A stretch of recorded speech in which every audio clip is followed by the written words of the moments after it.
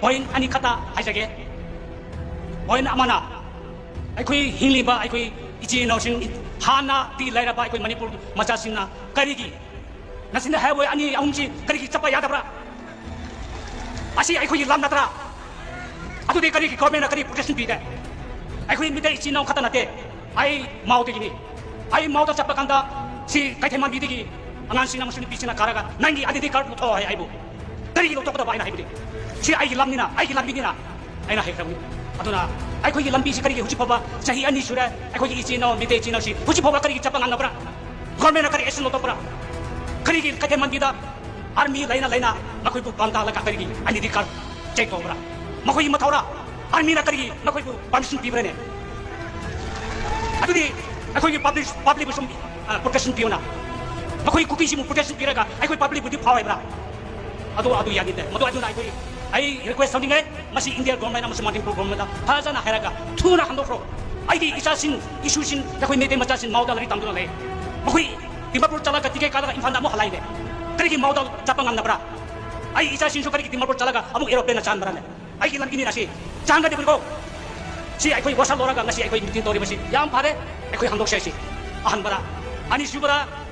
ai khoi ki Manipur ki lamsi mapang ti lapa mina loe na mathugai raga popi tharaga ai khoi ki umang makai si mahang khre na khoi yengo kamopi ki sinda yengo atoga Tamenglong ki tamai ki area da muru ina yengo singi lam hua khaba hoba makai si loe na ma jang thakre kari thabra raga popi tharaga pesa tangdu le kana ki mina no mapandi ki lapa mina ngata ni si asi jabra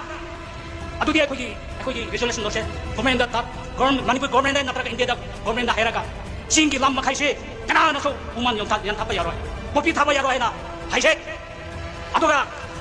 karigi no huji phoba hairaga karigi huji phoba thadung lebra India government ki spicy na karigi yenda bra ai pau ai infana lebni mauda lebni aduga ai a tholang da so ai fam lebni madu chapa kanda aina thari ba popi thari ba mi da hange na khoi karam thabra hairaga ai khoi na khungdigi pusat piraga la mani piraga uma ma khaisi ai yang thalaga popi thabni na adudi spicy la tra hairaga spicy so lai adu karigi ba khoi yatate hairaga makoi na popi du tharaga mahai di jang thakre tuna logre tuna adu matumda tharaga pusat piraga kaiso kanan da ba bi yang thapa aduga government di popi yang thapa thakre na popi ba asi yabra asuma polisi phata basi ai koi phata haina se ji nausa adu ai koi aina koi di noi ta basi ai koi ji nau bite ji nau khamde ai koi khamde national highway city kana so thinking se government spy tharo ka bain mata tawo adu government spy line adu check to basi kari gi noi ai koi hangse na bi mayam da hai jabni masina thaka chari thank you